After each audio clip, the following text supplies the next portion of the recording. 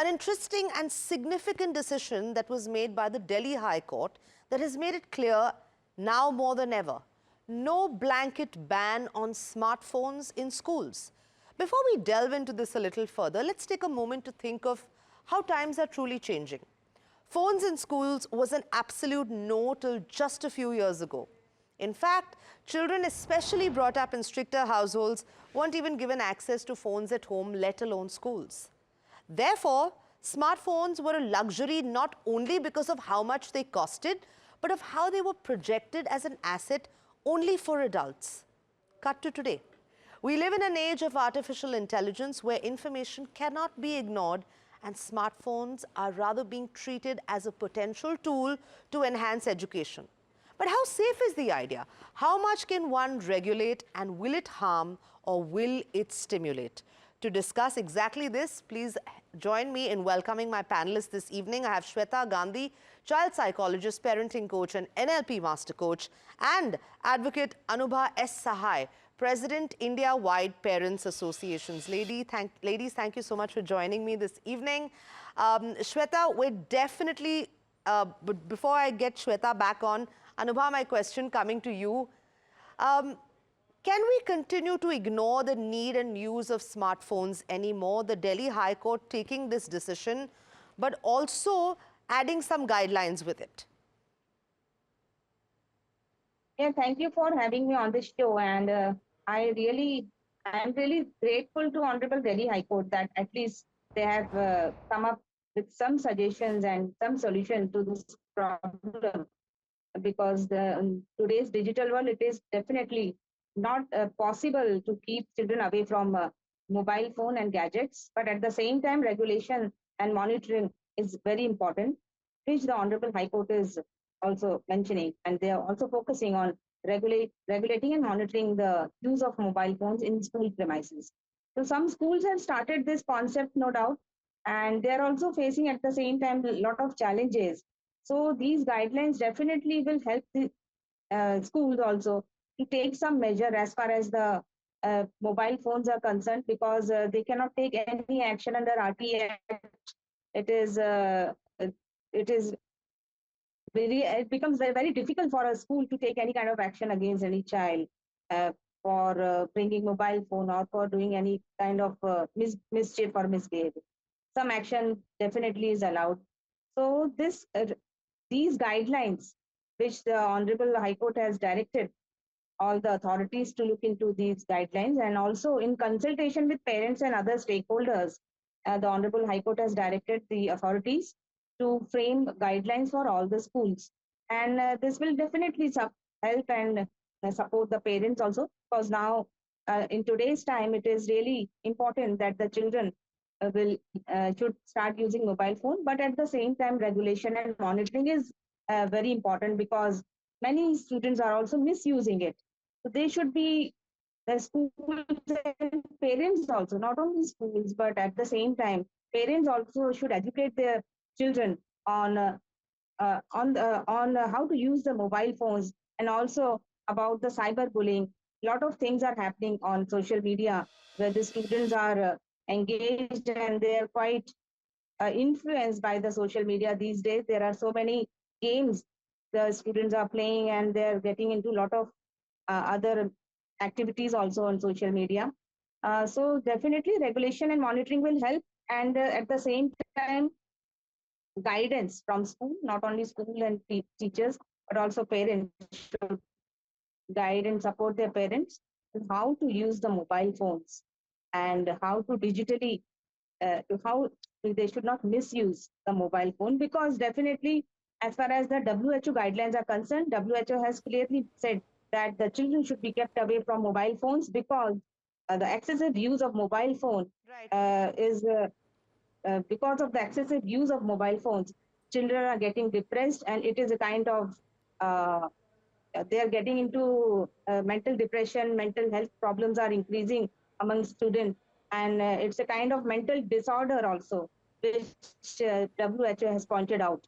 So that also aspect has to be taken into consideration. Sure. Anubha, I'm also just going to quickly bring in Shweta, because time is of the essence here. Shweta, I think your network is finally up and running, so good to have you back with us. Look, we're definitely living in a digital world here, but do you think that even the formation of these guidelines, because let's look at some of them, right? It says strict or lenient, because so who's to actually say what kind of guidelines will eventually be followed? This could rightly mean misuse, like Anubha rightly said, and also maybe enabling a free hand into the uncharted, unsafe territory of excessive screen time and smartphone use.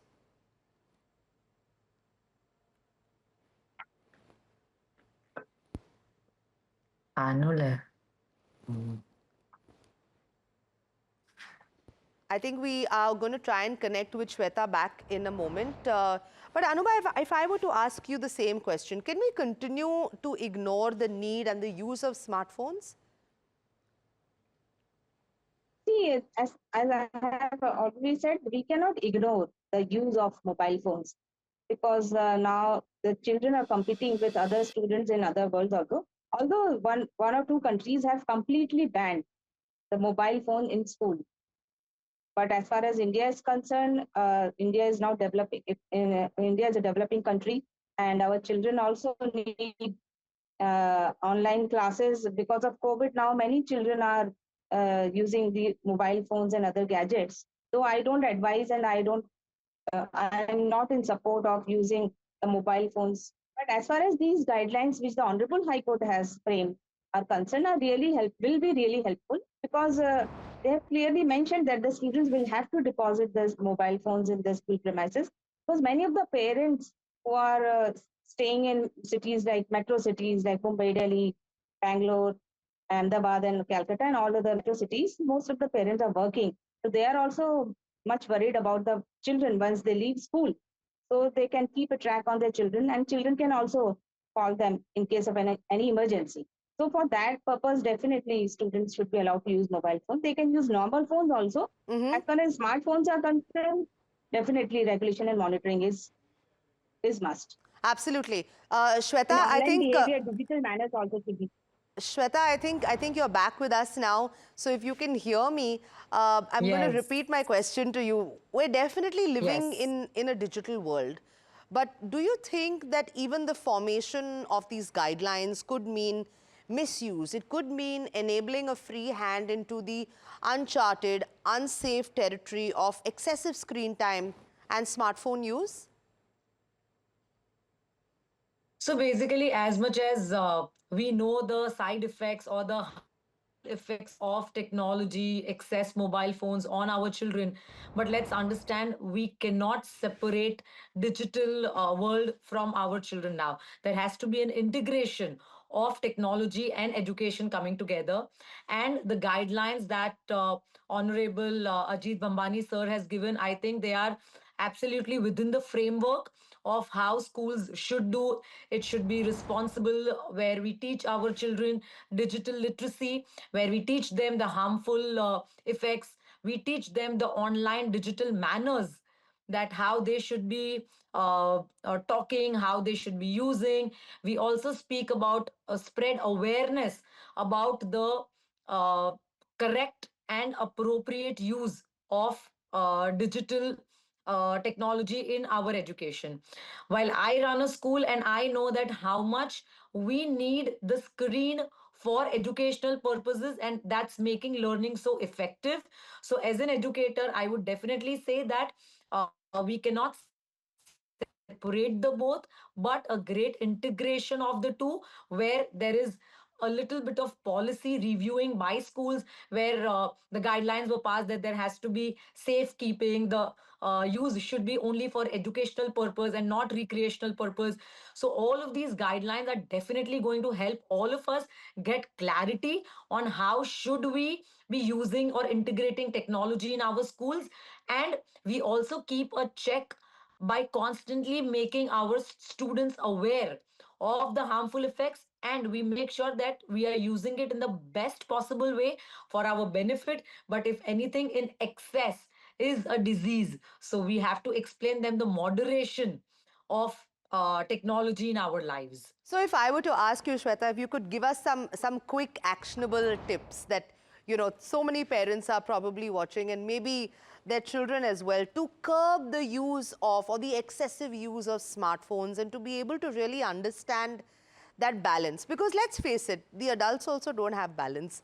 A lot of us are sitting and binge watching television over the weekend, right? So I'm trying to understand, if you had to give actionable tips or just like 2 or 3 of them, what would you say?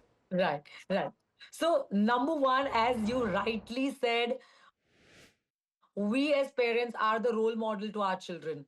The max they learn from us. So, we keep a regulation on our mobile use. Number two, we make sure that our kids, we educate them that what is the correct use of technology, how, where should we draw a line, because understand, now with AI coming in, with technology taking over, trust me, in next year the education is going to change, and it's changing at a speed so rapid that you and I at this point cannot even fathom.